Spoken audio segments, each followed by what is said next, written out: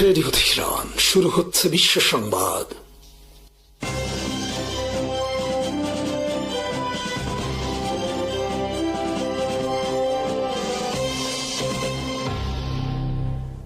সিরিয়ার ইদলিব প্রদেশের আবু আল দুহুর সামরিক বিমানবন্দরে ইসরায়েলের সাম্প্রতিক বিমান হামলাকে শুধু সামরিক অবকাঠামোয় আঘাত হিসেবে দেখছেন না বিশ্লেষকরা। তাদের মতে এই হামলার মাধ্যমে সিরিয়ার নতুন নেতৃত্ব এবং তাদের ঘনিষ্ঠ মিত্র তুরস্ককে স্পষ্ট বার্তা দিয়েছে ইসরায়েল। হামলায় বিমানবন্দরের রানওয়ে ক্ষতিগ্রস্ত হলেও কোনো হতাহতের খবর পাওয়া যায়নি। হামলার পর সিরিয়া, তুরস্ক ও যুক্তরাষ্ট্র তীব্র প্রতিক্রিয়া জানায়। মার্কিন সিরিয়া বিষয়ক বিশেষ দূত টম ব্যারাক হামলাটিকে অপ্রয়োজনীয় উত্তেজনা বলে মন্তব্য করে ইসরায়েল, সিরিয়া ও তুরস্কের মধ্যে সংঘাত এড়াতে সমন্বয় ব্যবস্থার প্রয়োজনীয়তার কথা বলেন। দামেস্ক একে অন্যায় সামরিক আগ্রাসন হিসেবে অভিহিত করে। ইসরায়েলের প্রধানমন্ত্রী বেনিয়ামিন নেতানিয়াহু দাবি করেন, আলেপ্পোর কাছে একটি বিমান ঘাঁটিতে তুর্কি সেনা মোতায়েনের মাধ্যমে সিরিয়া পূর্ব নির্ধারিত নিরাপত্তা ব্যবস্থার সীমা লঙ্ঘনের পথে যাচ্ছিল। ইসরায়েলের ভাষ্য, সিরিয়ার সামরিক সক্ষমতার পুনর্গঠন তাদের জন্য একটি রেড লাইন।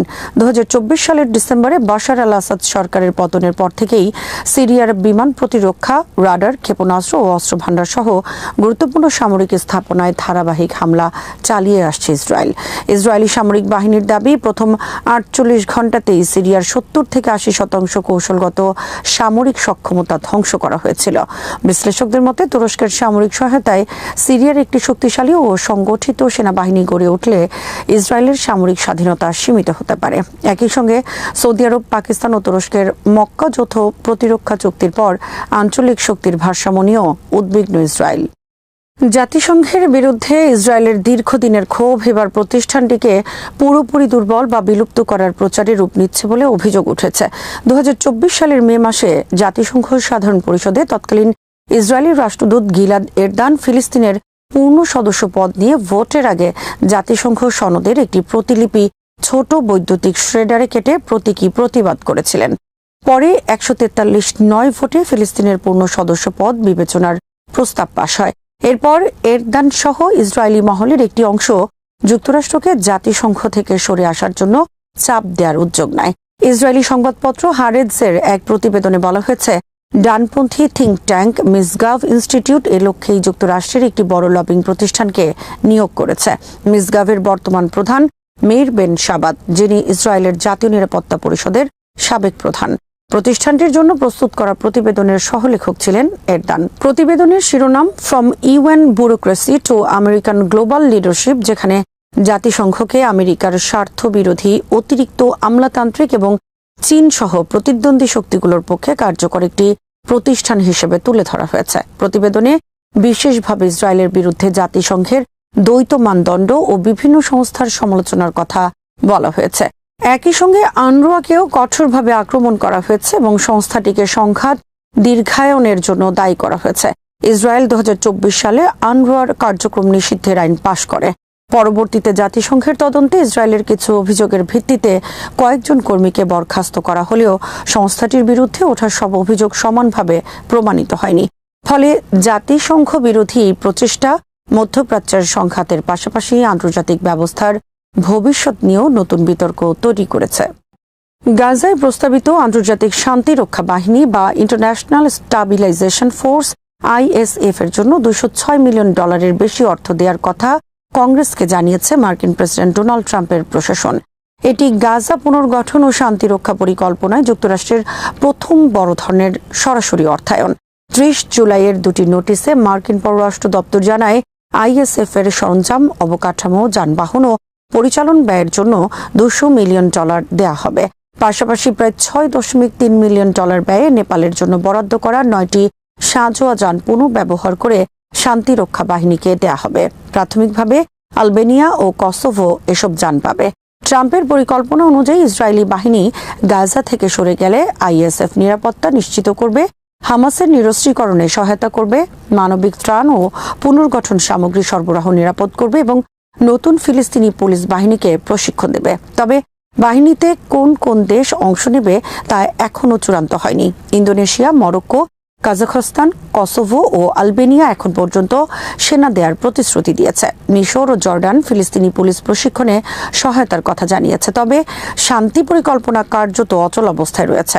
হামাস বলছে ইসরায়েলকে আগে হামলা বন্ধ ও সেনা প্রত্যাহারের প্রতিশ্রুতি পূরণ করতে হবে।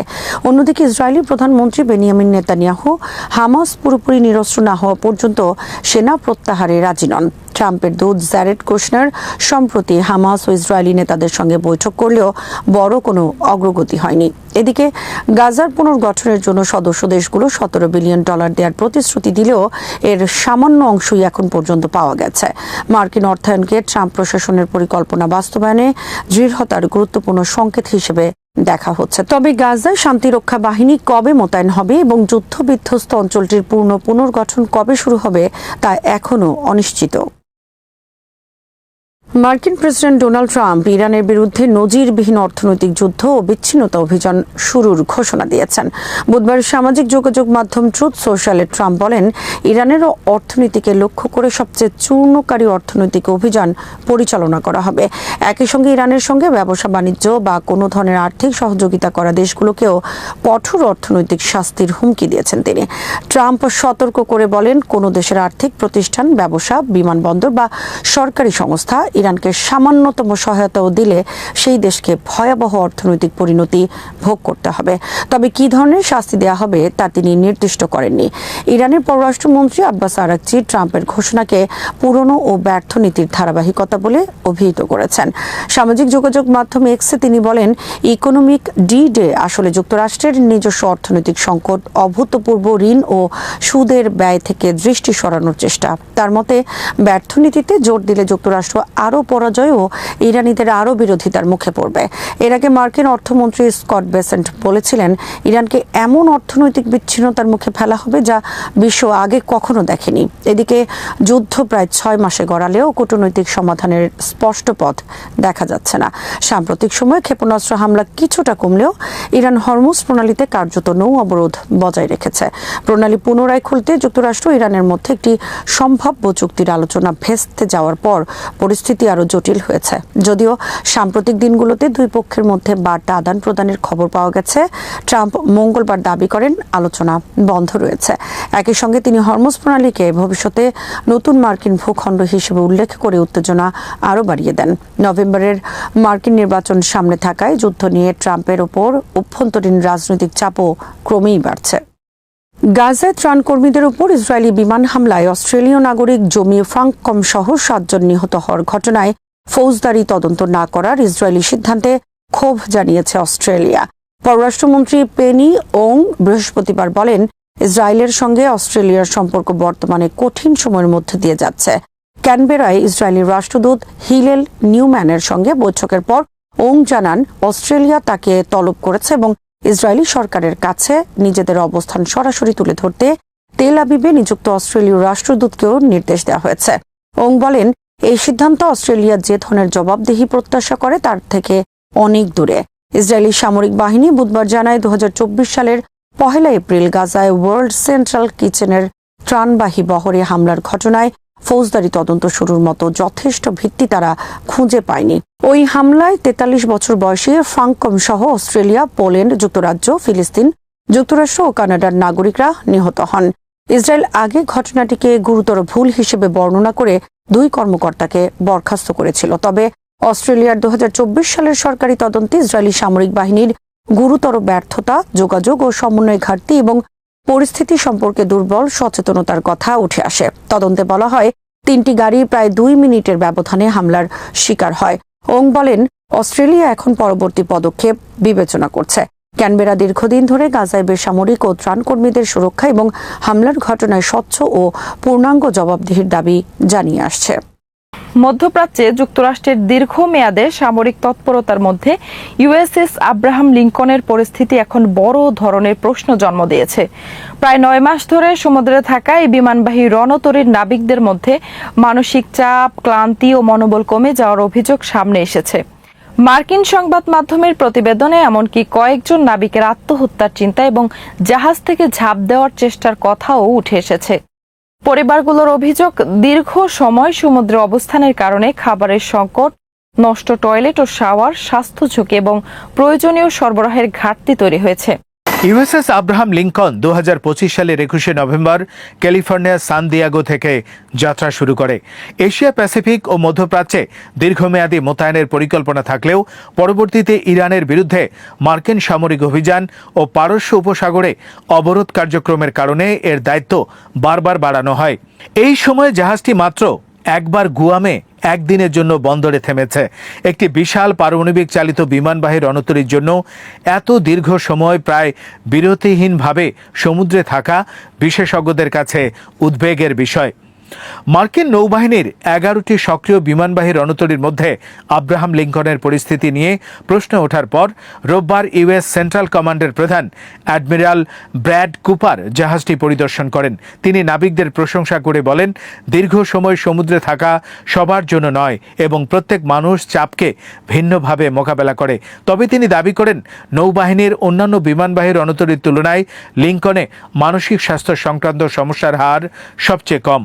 এর আগে প্রতিরক্ষা মন্ত্রী পিট হেগসেথ এসব প্রতিবেদনকে সম্পূর্ণ ভুলভাবে উপস্থাপিত বলে উড়িয়ে দেয়া রাজনৈতিক বিতর্ক আরও বাড়ে। ডেমোক্র্যাট ও রিপাবলিকান উভয় দলের কয়েকজন আইন প্রণেতা বিষয়টি নিয়ে জবাবদিহি দাবি করেছেন। সিনেটর রিচার্ড ব্লুমেনথাল অভিযোগ করেছেন, মানসিক স্বাস্থ্য অবনতির পাশাপাশি মৌলিক সরবরাহ, পানির মান, নিরাপত্তা পরিস্থিতি, ডাক ব্যবস্থায় সমস্যা দেখা দিয়েছে। তার মতে প্রশ্নটি শুধু একটি জাহাজের নয়, বরং যুক্তরাষ্ট্রের নৌবাহিনী বর্তমানে উচ্চমাত্রার সামরিক চাপ কতদিন ধরে সামলাতে পারবে সেটি বড় বিষয়। অবশ্য দীর্ঘমেয়াদী বিমানবাহী রণতরী মোতায়েন মার্কিন নৌবাহিনীর জন্য নতুন কিছু নয়। ভিয়েতনাম যুদ্ধের সময় ইউএসএস মিডওয়ে প্রায় 332 দিন, ইউএসএস কোরালসি 329 দিন এবং ইউএসএস সারাটোগা 308 দিন পর্যন্ত মোতায়েন ছিল। তবে এসব অভিযানে তীব্র বিমান হামলা ও যুদ্ধের চাপ নাবিকদের পাশাপাশি জাহাজের অপারেশনাল সক্ষমতার ওপরও বড় চাপ সৃষ্টি করেছিল। সাম্প্রতিক সময়েও দীর্ঘ মোতায়েনের নজির রয়েছে। ইউএসএস জেরাল্ড আর ফোর্ডের প্রায় 326 দিনের মিশন ভিয়েতনাম যুদ্ধের পর অন্যতম দীর্ঘ মোতায়েন হিসেবে বিবেচিত হচ্ছে। এই মিশনে ভূমধ্য সাগর, লোহিত সাগর, আরব সাগর এবং উপসাগরীয় অঞ্চলে জাহাজটিকে একাধিকবার দায়িত্ব পরিবর্তন করতে হয়েছে। দীর্ঘ অভিযানের সময় প্রযুক্তিগত সমস্যাও দেখা দেয়, যার মধ্যে জাহাজে অগ্নিকাণ্ডের ঘটনাও ছিল। অন্য দেশের বিমানবাহী রণতরীগুলোর মোতায়েনের সঙ্গে তুলনা করলে যুক্তরাষ্ট্রের সক্ষমতা অবশ্য অনেক বেশি। রাশিয়ার অ্যাডমিরাল কুজনেতসভ 2016 সালে সিরিয়ার উপকূলে মাত্র 5 মাসের মিশনে অংশ নেয়, কিন্তু সেই অভিযানে প্রযুক্তিগত ত্রুটি ও যুদ্ধ বিমান হারানোর ঘটনা ঘটে। যুক্তরাজ্যের HMS কুইন এলিজাবেথ 2021 সালে প্রায় 7 মাসের মোতায়েন সম্পন্ন করে। সেখানেও যান্ত্রিক ও কৌশলগত সমস্যার খবর পাওয়া যায়। বিশেষজ্ঞদের মতে বিমানবাহী রণতরী দীর্ঘদিন সমুদ্রে থাকার জন্য তৈরি হলেও এর অর্থ এই নয় যে অনির্দিষ্টকাল বন্দরের বাইরে থেকে সর্বোচ্চ মাত্রার অপারেশন চালানো সম্ভব। অবসরপ্রাপ্ত নৌ কর্মকর্তা হারলান উলম্যানের ভাষায়, অত্যাধুনিক যুদ্ধজাহাজে এমন অনেক রক্ষণাবেক্ষণ প্রয়োজন যা সমুদ্রে থাকা অবস্থায় করা যায় না। বিশেষ করে পারমাণবিক চালিত ক্যারিয়ার ও এর জটিল অস্ত্র ব্যবস্থার জন্য নিয়মিত বন্দরে গিয়ে পূর্ণাঙ্গ রক্ষণাবেক্ষণ অত্যন্ত গুরুত্বপূর্ণ। দীর্ঘ সময় বন্দরের বাইরে থাকার ফলে ধীরে ধীরে জাহাজের প্রস্তুতি ও সক্ষমতা কমতে পারে। যান্ত্রিক ত্রুটির পাশাপাশি ক্রুদের ক্লান্তি, মনোবলহীনতা এবং মানসিক স্বাস্থ্যের অবনতি অপারেশনাল ঝুঁকি বাড়ায়। ফলে একটি বিমানবাহী রণতরী যত বেশি সময় নিরবিচ্ছিন্নভাবে মোতায়েন থাকে, তত বেশি প্রয়োজন হয়ে পড়ে রক্ষণাবেক্ষণ, বিশ্রাম এবং ক্রু পরিবর্তনের। আরেকটি বড় প্রশ্ন হলো, আধুনিক ক্ষেপণাস্ত্র ড্রোনের যুগে বিশাল বিমানবাহী রণতরী কতটা নিরাপদ? লোহিত সাগরে হুথিদের হামলা দেখিয়েছে ছোট বা অপেক্ষাকৃত দুর্বল সশস্ত্র গোষ্ঠীও দূরপাল্লার ক্ষেপণাস্ত্র ড্রোন ব্যবহার করে বড় যুদ্ধ জাহাজের ওপর চাপ তৈরি করতে পারে।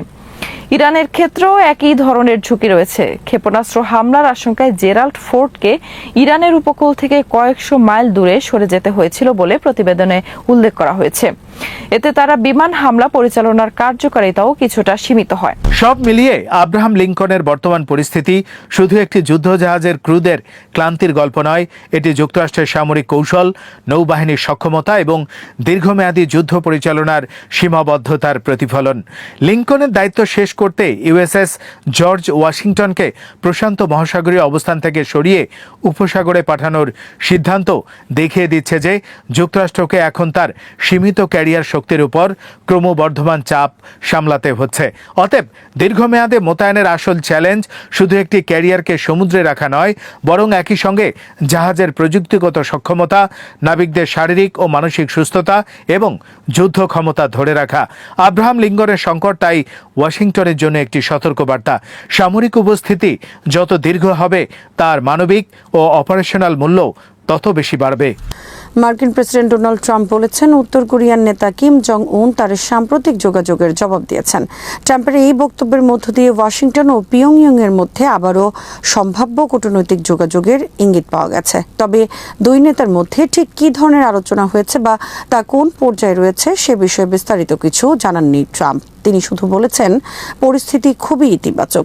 সোমবার ওভাল অফিসে সাংবাদিকদের সঙ্গে কথা বলার সময় ট্রাম্প দাবি করেন কিম তার সঙ্গে যোগাযোগ করেছেন। সাংবাদিকরা জানতে চান, ক্ষমতায় ফেরার পর কিম তার সঙ্গে কথা বলার অনুরোধে কেন সাড়া দেননি। জবাবে ট্রাম্প বলেন, আপনি কিভাবে জানেন যে তিনি সাড়া দেননি? পরে সরাসরি প্রশ্ন করা হলে তিনি নিশ্চিত করেন কিম জবাব দিয়েছেন। ট্রাম্প বলেন, কিম জং উনের সঙ্গে তার সম্পর্ক পরিস্থিতিকে আরও নিরাপদ করে তুলেছে। উত্তর কোরিয়ার নেতার প্রশংসা করে তিনি বলেন, কিম সবসময় তার প্রতি সম্মান দেখিয়েছেন এবং দুজনই একে অপরকে বোঝেন। প্রথম মেয়াদে ট্রাম্প ও কিমের মধ্যে 3 দফা বৈঠক হয়েছিল। 2018 সালে সিঙ্গাপুরে তাদের প্রথম ঐতিহাসিক বৈঠক অনুষ্ঠিত হয়। এরপর ভিয়েতনামের হ্যানয় এবং উত্তর ও দক্ষিণ কোরিয়ার সীমান্তবর্তী পানমুনজমেও তাদের সাক্ষাৎ হয়। তবে দ্বিতীয় মেয়াদে এখনও তাদের মুখোমুখি বৈঠক হয়নি। কিমের সঙ্গে যোগাযোগের সম্ভাবনার পাশাপাশি ট্রাম্প দক্ষিণ কোরিয়ার উপরও প্রকাশ্যে অসন্তোষ জানিয়েছেন। তার অভিযোগ, ইরানের বিরুদ্ধে যুক্তরাষ্ট্র ও ইসরায়েলের সামরিক অভিযানে সিওল যথেষ্ট সহযোগিতা করছে না। ট্রাম্পের দাবি, ইরানের পারমাণবিক অস্ত্র তৈরির সক্ষমতা ঠেকাতেই এই যুদ্ধ পরিচালিত হচ্ছে। রোববার রাতে নিজের সামাজিক যোগাযোগ মাধ্যমে ট্রাম্প ঘোষণা করেন, দক্ষিণ কোরিয়ার সঙ্গে যুক্তরাষ্ট্রের কিছু যৌথ সামরিক মহড়া কমিয়ে দেওয়ার নির্দেশ দিয়েছেন তিনি। এসব মহড়াকে তিনি অপ্রয়োজনীয় ও শত্রুতাপূর্ণ বলে মন্তব্য করেন। একই সঙ্গে দক্ষিণ কোরিয়ার সামরিক সহযোগিতার বিষয়টিও প্রশ্নের মুখে তোলেন। ট্রাম্প বলেন, দক্ষিণ কোরিয়ায় প্রায় 39,000 মার্কিন সেনা রয়েছে এবং তারা দেশটিকে কিম জং উনের হুমকি থেকে রক্ষা করছে। অথচ ইরানের বিরুদ্ধে যুক্তরাষ্ট্রের সামরিক অভিযানে দক্ষিণ কোরিয়া সহযোগিতা করছে না। বিষয়টি তার কাছে অস্বাভাবিক। তিনি আরও বলেন, যেসব দেশ যুক্তরাষ্ট্রের নিরাপত্তা সহায়তা পায় কিন্তু প্রয়োজনের সময় ওয়াশিংটনের পাশে দাঁড়ায় না, তাদের সবাইকে রক্ষা করা যুক্তরাষ্ট্রের জন্য কঠিন হয়ে পড়ছে। তবে দক্ষিণ কোরিয়ার পক্ষ থেকে বলা হয়েছে, নির্ধারিত সামরিক মহড়া পরিকল্পনা অনুযায়ী শুরু হয়েছে। সিওলের প্রেসিডেন্ট কার্যালয় জানিয়েছে, মহড়া নিয়ে ওয়াশিংটনের সঙ্গে ঘনিষ্ঠ সমন্বয় অব্যাহত রয়েছে। একই সঙ্গে দক্ষিণ কোরিয়ার কর্মকর্তারা আশা করেছেন, ট্রাম্প ও কিমের মধ্যে ব্যক্তিগত সম্পর্ক আবারও দুই দেশের মধ্যে আলোচনার পথ খুলে দিতে পারে। উত্তর কোরিয়া এখনও ট্রাম্পের সর্বশেষ বক্তব্যের বিষয়ে আনুষ্ঠানিকভাবে কোনো প্রতিক্রিয়া জানায়নি। তবে দীর্ঘদিন ধরেই পিয়ংইয়ং যুক্তরাষ্ট্র ও দক্ষিণ কোরিয়ার যৌথ সামরিক মহড়াকে সম্ভাব্য আক্রমণের প্রস্তুতি হিসেবে দেখে আসছে। সম্প্রতি উত্তর কোরিয়া জাপান সাগরের দিকে একটি ব্যালিস্টিক ক্ষেপণাস্ত্র পরীক্ষা করেছে। শুক্রবার দেশটি সতর্ক করে বলেছে, সামরিক মহড়ার জবাবে তারা আরও শক্তিশালী প্রতিরোধমূলক ব্যবস্থা নিতে পারে। এদিকে ট্রাম্পের সামরিক মহড়া কমানোর সিদ্ধান্ত নিয়ে যুক্তরাষ্ট্রের অভ্যন্তরেও সমালোচনা শুরু হয়েছে। সিনেটের আর্মড সার্ভিসেস কমিটির শীর্ষ ডেমোক্র্যাট সিনেটর জ্যাক রিড অভিযোগ করেছেন, ট্রাম্পের সিদ্ধান্তে যুক্তরাষ্ট্রের মিত্ররা দুর্বল অবস্থানে পড়তে পারে। তার মতে, চীন ও রাশিয়া পর্যবেক্ষণ করছে যুক্তরাষ্ট্র কত সহজে তার দীর্ঘদিনের মিত্রদের নিরাপত্তা প্রতিশ্রুতি থেকে সরে যেতে পারে। আলচি ফ্রিডম শিল্ড নামে 11 দিনের এই সামরিক মহড়ার মূল উদ্দেশ্য হল উত্তর কোরিয়ার সঙ্গে সম্ভাব্য যুদ্ধের জন্য মার্কিন ও দক্ষিণ কোরীয় বাহিনীকে প্রস্তুত রাখা। এবারের মহড়ায় রাশিয়ার ইউক্রেন যুদ্ধে অংশ নেওয়া উত্তর কোরীয় সেনাদের অভিজ্ঞতাকেও বিবেচনায় নেওয়া হচ্ছে বলে মার্কিন সামরিক কর্মকর্তারা জানিয়েছেন। ট্রাম্পের প্রথম মেয়াদেও যুক্তরাষ্ট্র দক্ষিণ কোরিয়া যৌথ সামরিক মহড়া নিয়ে বিতর্ক তৈরি হয়েছিল। 2018 সালে কিমের সঙ্গে সিঙ্গাপুরের বৈঠকের পর ট্রাম্প এসব মহড়াকে উস্কানিমূলক আখ্যা দিয়ে সাময়িকভাবে স্থগিত করার ঘোষণা দিয়েছিলেন। বর্তমানে দক্ষিণ কোরিয়ায় প্রায় 28,500 মার্কিন সেনা মোতায়েন রয়েছে। 1950 থেকে 53 সালের কোরীয় যুদ্ধের পর থেকে দুই দেশের প্রতিরক্ষা সহযোগিতার গুরুত্বপূর্ণ ভিত্তি হিসেবে এই মার্কিন সামরিক উপস্থিতি বজায় রাখা হয়েছে। যুদ্ধ শেষ হলেও শান্তি চুক্তি হয়নি, কার্যত যুদ্ধবিরতির মাধ্যমেই সংঘাত থেমে আছে। তবে ট্রাম্পের সাম্প্রতিক মন্তব্য এশিয়ায় যুক্তরাষ্ট্রের নিরাপত্তা প্রতিশ্রুতি নিয়ে নতুন প্রশ্ন তৈরি করেছে। বিশেষ করে দক্ষিণ কোরিয়ার পাশাপাশি ন্যাটো মিত্রদের নিয়েও ট্রাম্পের সমালোচনা ওয়াশিংটনের প্রচলিত জোট নীতি থেকে সম্ভাব্য পরিবর্তনের ইঙ্গিত দিচ্ছে। এর মধ্যেই প্রশান্ত মহাসাগরীয় অঞ্চলে যুক্তরাষ্ট্রের একমাত্র সক্রিয় বিমানবাহী রণতরী ইউএসএস জর্জ ওয়াশিংটনকে মধ্যপ্রাচ্যে পাঠানো হচ্ছে। দীর্ঘদিন ধরে ওই অঞ্চলে থাকা ইউএসএস আব্রাহাম লিঙ্কনের দায়িত্ব আংশিকভাবে নেয়ার জন্য এই পুনর্বিন্যাস করা হচ্ছে। ফলে পূর্ব এশিয়ায় যুক্তরাষ্ট্রের সামরিক উপস্থিতি, দক্ষিণ কোরিয়ার সঙ্গে সম্পর্ক এবং উত্তর কোরিয়ার পারমাণবিক কর্মসূচি সবকিছু মিলিয়ে নতুন কৌশলগত সমীকরণ তৈরি হচ্ছে। ট্রাম্প কিমের সম্ভাব্য নতুন যোগাযোগ যদি বাস্তব আলোচনায় রূপ নেয়, তাহলে উত্তর কোরিয়ার পারমাণবিক ও ক্ষেপণাস্ত্র কর্মসূচি নিয়ে কূটনৈতিক উদ্যোগ আবারও সামনে আসতে পারে। তবে একই সময়ে দক্ষিণ কোরিয়ার সঙ্গে সামরিক মহড়া কমানো এবং মিত্রদের সহযোগিতা নিয়ে ট্রাম্পের কঠোর অবস্থান ওয়াশিংটনের এশিয়া নীতিতে নতুন অনিশ্চয়তা তৈরি করবে। ফলে কিমের সঙ্গে ট্রাম্পের কথোপকথন শেষ পর্যন্ত কতটা কার্যকর কূটনৈতিক উদ্যোগে পরিণত হয়, সেটি এখন সবচেয়ে গুরুত্বপূর্ণ প্রশ্ন। তুরস্কের প্রেসিডেন্ট রিসেপ তাইয়িপ এরদোয়ান বলেছেন, সৌদি আরব, তুরস্ক, পাকিস্তানের মধ্যে সম্প্রতি স্বাক্ষরিত যৌথ প্রতিরক্ষা চুক্তিতে মিশরও ভবিষ্যতে যোগ দিতে পারে। কায়রোর সম্ভাব্য অংশগ্রহণকে তিনি সম্ভব বলে উল্লেখ করেছেন এবং জানিয়েছেন চুক্তিটি ভবিষ্যতে আরও দেশের জন্য উন্মুক্ত রাখা হয়েছে। আল জাজিরা আরবির জনপ্রিয় অনুষ্ঠান আল মোকাবালা দ্য ইন্টারভিউতে দেয়া এক বিশেষ সাক্ষাৎকারে এরদোয়ান এসব কথা বলেন। এতে তিনি মধ্যপ্রাচ্যের চলমান সংঘাত, হরমুজ প্রণালী, Syria, Gaza, Lebanon, Sudan, Libya এবং ইউরোপীয় ইউনিয়নের সঙ্গে তুরস্কের সম্পর্ক সহ বিভিন্ন বিষয়ে কথা বলেন। এরদোয়ান বলেন, মক্কায় স্বাক্ষরিত যৌথ প্রতিরক্ষা চুক্তির মূল লক্ষ্য হল কোনো সদস্য রাষ্ট্র বাইরের কোনো হামলার শিকার হলে অন্য সদস্য দেশগুলো ঐক্যবদ্ধভাবে পদক্ষেপ নেয়া। তার ভাষায় এই চুক্তি বিশ্বকে একটি গুরুত্বপূর্ণ বার্তা দিয়েছে। ভবিষ্যতে মিশরের অংশগ্রহণও চুক্তির সম্প্রসারণের সম্ভাব্য বিকল্পগুলোর একটি। গত শুক্রবার পবিত্র নগরী মক্কায় তুরস্কের প্রেসিডেন্ট এরদোয়ান, সৌদি যুবরাজ ও প্রধানমন্ত্রী মোহাম্মদ বিন সালমান এবং পাকিস্তানের প্রধানমন্ত্রী শাহবাজ শরীফ চুক্তিতে স্বাক্ষর করেন। চুক্তিতে বলা হয়েছে, তিন দেশের যে কোনো একটির বিরুদ্ধে সশস্ত্র হামলাকে তিন দেশের সবার বিরুদ্ধে হামলা হিসেবে বিবেচনা করা হবে। ফলে এটি একটি যৌথ প্রতিরক্ষা ব্যবস্থা বা কালেকটিভ ডেটারেন্সের কাঠামো তৈরি করেছে। চুক্তির এই ধারা অনেক বিশ্লেষকের কাছে ন্যাটোর আর্টিকেল 5 সঙ্গে তুলনীয় মনে হচ্ছে। তবে পাকিস্তানের কর্মকর্তারা সতর্ক করে বলেছেন, মক্কা চুক্তিকে ন্যাটোর সমতুল্য হিসেবে দেখা ঠিক হবে না। একই সঙ্গে তারা এটিকে কোনো নির্দিষ্ট দেশের বিরুদ্ধে সামরিক জোট হিসেবে ব্যাখ্যা না করার আহ্বান জানিয়েছেন। সাক্ষাৎকারে এরদোয়ান হরমুজ প্রণালী নিয়েও কথা বলেন। তিনি বলেন, প্রণালীটি পুনরায় খুলে দেয়া আঙ্কারার জন্য একটি অগ্রাধিকার। দীর্ঘ সময় এটি বন্ধ থাকা কোনো পক্ষের স্বার্থেই নয়। হরমুজ দিয়ে আন্তর্জাতিক জ্বালানি ও বাণিজ্যিক পরিবহন স্বাভাবিক করা প্রয়োজন বলেও মন্তব্য করেন। মধ্যপ্রাচ্যে চলমান কূটনৈতিক প্রচেষ্টায় কাতারের ভূমিকার প্রশংসা করেন তুর্কি প্রেসিডেন্ট। সিরিয়া প্রসঙ্গে এরদোয়ান বলেন, আঞ্চলিক অস্থিরতার মধ্যে তুরস্ক তার প্রতিবেশীদের একা ছেড়ে যাবে না। সিরিয়ায় স্থিতিশীলতা প্রতিষ্ঠায় আঙ্কারা তার সামর্থ্যের সবটুকু দিয়ে কাজ করবে। তিনি সিরিয়া সফরের পরিকল্পনার কথাও জানান। একই সঙ্গে সিরিয়ার কুর্দিদের শান্তি ও স্থিতিশীলতায় অংশীদারিত্ব থাকবে বলে মন্তব্য করেন। তুরস্ক অঞ্চল জুড়ে কুর্দি জনগোষ্ঠীর সঙ্গে সম্পর্ক আরও শক্তিশালী করার পাশাপাশি তাদের অধিকার সুরক্ষায় কাজ করবে বলেও জানান তিনি। গাজা নিয়েও কঠোর অবস্থান পুনর্ব্যক্ত করেন এরদোয়ান। তিনি বলেন, তুরস্ক গাজাকে একা ছেড়ে যেতে পারে না এবং ফিলিস্তিনি ভূখণ্ডটির জন্য প্রয়োজনীয় সব ধরনের সহায়তার চেষ্টা করা হবে। তার মতে, হামাস তাদের প্রতিশ্রুতিগুলো আন্তরিকভাবে বাস্তবায়ন করছে, অন্যদিকে ইসরায়েল এখনও যুদ্ধ চালিয়ে যাচ্ছে। লেবানন প্রসঙ্গে তুর্কি প্রেসিডেন্ট বলেন, দেশটির দক্ষিণাঞ্চলে ইসরায়েলি হামলা আঙ্কারার জন্য গভীর উদ্বেগের বিষয়। মার্কিন প্রেসিডেন্ট ডোনাল্ড ট্রাম্পের সাম্প্রতিক তুরস্ক সফরের সময় তিনি লেবাননের যুদ্ধ বন্ধের প্রয়োজনীয়তার বিষয়টি তুলে ধরেছেন বলেও জানান।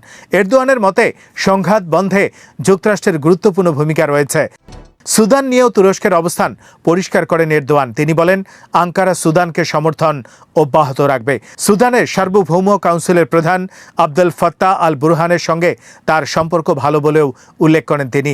লিবিয়ার ক্ষেত্রেও তুরস্কের সঙ্গে সম্পর্ক স্থিতিশীল রয়েছে এবং আঙ্কারা দেশটিকে পরিত্যাগ করবে না বলে জানান। ইউরোপীয় ইউনিয়নে তুরস্কের সদস্যপদ নিয়েও এরদোয়ান হতাশা প্রকাশ করেন। তার ভাষ্য, ইউরোপীয় ইউনিয়ন তুরস্ককে সদস্য হিসেবে গ্রহণ করতে আগ্রহী বলে মনে হচ্ছে না। তবে এখন ইইউ সদস্যপদ তুরস্কের অগ্রাধিকার নয়, বরং তুরস্ককে সদস্য না করলে শেষ পর্যন্ত ইউরোপই ক্ষতিগ্রস্ত হবে বলে মন্তব্য করেন তিনি। এদিকে যুক্তরাষ্ট্রের কাছ থেকে F-35 যুদ্ধবিমান পাওয়ার বিষয়েও আশাবাদ ব্যক্ত করেন এরদোয়ান। তিনি বলেন, ডোনাল্ড ট্রাম্পের কাছ থেকে এ বিষয়ে একটি প্রতিশ্রুতি পেয়েছেন এবং এখন সেটি বাস্তবায়নের অপেক্ষায় রয়েছেন। রুশ নির্মিত S-400 আকাশ প্রতিরক্ষা ব্যবস্থা কেনার পর 2019 সালে তুরস্ককে F-35 কর্মসূচি থেকে বাদ দেয় যুক্তরাষ্ট্র। ওয়াশিংটনের আশঙ্কা ছিল S-400 ব্যবস্থার সঙ্গে F-35 এর প্রযুক্তিগত তথ্য ও স্টেলথ সক্ষমতা ঝুঁকিতে পড়তে পারে। গত মাসে আঙ্কারায় ন্যাটো সম্মেলনের সময় এরদোয়ানের পাশে দাঁড়িয়ে ট্রাম্প বলেছিলেন, তার প্রশাসন তুরস্কের উপর আরোপিত কাটসা নিষেধাজ্ঞা প্রত্যাহারের বিষয়টি বিবেচনা করবে এবং F-35 কর্মসূচিতে তুরস্কের ফিরে আসার সম্ভাবনাও রয়েছে। তবে F-35 ইস্যু এখনও পুরোপুরি নিশ্চিত নয়। মার্কিন কংগ্রেসে তুরস্ককে বিমান দেওয়ার বিষয়ে বিরোধিতা রয়েছে। 2020 সালের একটি মার্কিন আইন অনুযায়ী তুরস্ক যতদিন S-400 ব্যবস্থা ধরে রাখবে ততদিন দেশটিতে F-35 হস্তান্তরের উপর নিষেধাজ্ঞা বহাল থাকবে। সব মিলিয়ে এরদোয়ানের বক্তব্য থেকে স্পষ্ট, তুরস্ক মধ্যপ্রাচ্যে শুধু দ্বিপক্ষীয় সম্পর্ক নয়, বরং বৃহত্তর নিরাপত্তা ও প্রতিরক্ষা কাঠামো গড়ে তোলার দিকে এগিয়ে যাচ্ছে। সৌদি আরব ও পাকিস্তানের সঙ্গে মক্কা চুক্তিতে মিশর সহ নতুন সদস্য যুক্ত হওয়ার সম্ভাবনা বাস্তবায়িত হলে এই উদ্যোগের রাজনৈতিক এবং কৌশলগত গুরুত্ব আরও বাড়তে পারে। একই সঙ্গে গাজা, লেবানন, সিরিয়া ও হরমুজ প্রণালী নিয়ে তুরস্কের অবস্থান দেশটির আঞ্চলিক প্রভাব আরও বিস্তারের ইঙ্গিত দিচ্ছে। ইরানের পার্লামেন্টের স্পিকার মোহাম্মদ বাকের গালিবাফ বলেছেন, মধ্যপ্রাচ্য থেকে যুক্তরাষ্ট্রের সামরিক বাহিনী এখন একটি সম্মানজনক প্রস্থান পরিকল্পনা খুঁজছে এবং ইসরায়েলি শাসনের এই অঞ্চলে আর কোনো ভবিষ্যৎ নেই। বুধবার ইরানের শীর্ষ আইন প্রণেতা ইরাক সফরের সময় বাগদাদ বিমানবন্দরে সাংবাদিকদের কাছে দেয়া বক্তব্যে এমন মন্তব্য করেন। গালিবাফ এমন একটি স্থানে বক্তব্য দেন যা ইরান ও ইরাকের সাম্প্রতিক ইতিহাসে অত্যন্ত গুরুত্বপূর্ণ। 2020 সালে বাগদাদ বিমানবন্দরের কাছে মার্কিন ড্রোন হামলায় ইরানের কুদস ফোর্সের তৎকালীন কমান্ডার জেনারেল কাসেম সোলাইমানি এবং ইরাকের জনপ্রিয় মোবিলাইজেশন ফোর্সের উপপ্রধান আবু মাহদি আল মুহান্দিস নিহত হন। গালিবাফের ভাষায় ওই স্থান দুই দেশের অভিন্ন ইতিহাস এবং সত্যের পক্ষ ও মিথ্যার পক্ষের সংঘাতের প্রতীক হয়ে আছে। গালিবাফ বলেন, যুক্তরাষ্ট্র ওই দুই কমান্ডারকে হত্যা করেছিল কারণ তারা প্রতিরোধ ফ্রন্টের শক্তি ও বিস্তার ঠেকাতে ব্যর্থ হচ্ছিল। তবে সোলাইমানি ও আল মোহান্দিসকে হত্যার মাধ্যমে প্রতিরোধ শক্তিকে দুর্বল করার মার্কিন প্রচেষ্টা সফল হয়নি বলেও দাবি করেন তিনি। গালিবাফ আরও বলেন, মধ্যপ্রাচ্যের বর্তমান পরিস্থিতির দিকে তাকালেই বোঝা যায় এই সংঘাতে কারা বিজয়ের দিকে এগিয়ে যাচ্ছে। ইরানের পার্লামেন্ট স্পিকার রমজান যুদ্ধের প্রসঙ্গ তুলে দাবি করেন, ওই যুদ্ধ ইরানি প্রতিরোধের সক্ষমতা ও শক্তি বিশ্বের সামনে তুলে ধরেছে। তার মতে, প্রতিরোধের ধারণা এখন আর শুধু মধ্যপ্রাচ্যের মধ্যে সীমাবদ্ধ নেই, বরং তা বৈশ্বিক পর্যায়ে ছড়িয়ে পড়েছে। গালিবাফ বলেন, সাম্প্রতিক যুদ্ধের পর বিশ্ববাসীর কাছে ইসরায়েলের বাস্তব চেহারা আরও স্পষ্ট হয়েছে। তার দাবি, বিশ্বের বিভিন্ন দেশের জনগণের কাছে ইসরায়েল এখন মানবতার শত্রু হিসেবে পরিচিত হচ্ছে। তিনি বলেন, রমজান যুদ্ধের পর মধ্যপ্রাচ্যের নিরাপত্তা কাঠামোতে একটি বড় ধরনের পরিবর্তন শুরু হয়েছে। তার ভাষায়, নতুন আঞ্চলিক নিরাপত্তা ব্যবস্থায় বিদেশি ও অতিরিক্ত আঞ্চলিক শক্তিগুলোর হস্তক্ষেপ দ্রুত কমে আসছে। গালিবাফ বিশেষভাবে দাবি করেন, আমেরিকান বাহিনী এখন মধ্যপ্রাচ্য থেকে বেরিয়ে যাওয়ার জন্য একটি সম্মানজনক প্রস্থান পরিকল্পনা খুঁজছে। একই সঙ্গে তিনি বলেন, ইসরায়েলি শাসনের এই অঞ্চলে আর কোনো ভবিষ্যৎ নেই। ইরানি সংসদ স্পিকারের বক্তব্যে আঞ্চলিক নিরাপত্তা ও সার্বভৌমত্বের বিষয়টি বিশেষ গুরুত্ব পেয়েছে। তিনি বলেন, ইরাক সফরের অন্যতম লক্ষ্য হল নতুন আঞ্চলিক ব্যবস্থাকে আরও শক্তিশালী করা এবং বিদেশি হস্তক্ষেপ ছাড়াই মধ্যপ্রাচ্যের দেশগুলোর মধ্যে সহযোগিতা বাড়ানো। ইরান এক্ষেত্রে ইসলামী দেশগুলোর মধ্যে গভীর নিরাপত্তা সহযোগিতা প্রতিষ্ঠায় প্রস্তুত বলেও জানান তিনি। গালিবাফের মতে নিরাপত্তা সহযোগিতাকে দীর্ঘমেয়াদী অর্থনৈতিক সহযোগিতার সঙ্গে যুক্ত করতে হবে। শুধু সামরিক বা নিরাপত্তা কাঠামো নয়, আঞ্চলিক দেশগুলোর মধ্যে অর্থনৈতিক সম্পর্ক শক্তিশালী হলে একটি টেকসই আঞ্চলিক ব্যবস্থা গড়ে উঠতে পারে। তার বক্তব্যে আঞ্চলিক দেশগুলোর নিজেদের মধ্যে সমন্বয় বাড়ানো এবং বাইরের শক্তির উপর নির্ভরতা কমানোর আহ্বান স্পষ্ট ছিল। ইরানের এই শীর্ষ নেতা জানান, ইরাক সফরে তিনি দেশটির সরকারি কর্মকর্তা ও পার্লামেন্টের প্রতিনিধিদের সঙ্গে বৈঠক করেন। পাশাপাশি কারবালার একটি অনুষ্ঠানেও তিনি যোগ দিয়েছেন। ইরানের বিপ্লবের প্রয়াত সর্বোচ্চ নেতার দাফনের 40 দিন পূর্তি উপলক্ষে ওই অনুষ্ঠান আয়োজন করা হয়েছিল বলে জানান তিনি। গালিবাফ বলেন, ওই অনুষ্ঠানে তিনি ইরানের নতুন সর্বোচ্চ নেতা এবং ইরানের জনগণের পক্ষ থেকে ইরাকি জনগণ ও সরকারের প্রতি কৃতজ্ঞতা প্রকাশ করেন। ইরানে ওই নেতা জানাজা ও দাফন ঘিরে ইরাকের পক্ষ থেকে আয়োজিত বিভিন্ন আনুষ্ঠানিকতার জন্য তিনি ধন্যবাদ জানিয়েছেন। ইরান ও ইরাকের সম্পর্কের বিষয়ে গালিবাফ বলেন, দুই দেশের জনগণের বন্ধন ঐতিহাসিক, গভীর এবং অটুট। তিনি এই সম্পর্ককে দুই দেশের শক্তির অন্যতম ভিত্তি হিসেবে উল্লেখ করেন। তার ভাষায়, ইরান ও ইরাকের ভ্রাতৃত্বই তাদের শক্তি। গালিবাফের বক্তব্য এমন এক সময় এলো যখন মধ্যপ্রাচ্যের নিরাপত্তা কাঠামো নিয়ে ইরান, যুক্তরাষ্ট্র, ইসরায়েল ও আরব দেশগুলোর মধ্যে তীব্র টানাপোড়েন চলছে। তেহরান দীর্ঘদিন ধরেই আঞ্চলিক নিরাপত্তায় যুক্তরাষ্ট্রের সামরিক উপস্থিতির বিরোধিতা করে আসছে। অন্যদিকে ওয়াশিংটন ও তার মিত্ররা আঞ্চলিক স্থিতিশীলতা ও নিরাপত্তার জন্য মার্কিন সামরিক উপস্থিতিকে গুরুত্বপূর্ণ বলে মনে করে।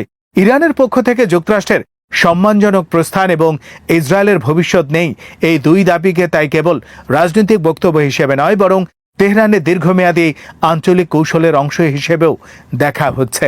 গালিবাফের বক্তব্যে স্পষ্ট হয়েছে, ইরান এমন একটি মধ্যপ্রাচ্য চায় যেখানে আঞ্চলিক দেশগুলো নিজেদের নিরাপত্তা ও অর্থনৈতিক সহযোগিতা নিজেরাই পরিচালনা করবে এবং সেখানে যুক্তরাষ্ট্র সহ বাইরের শক্তির প্রভাব কম থাকবে।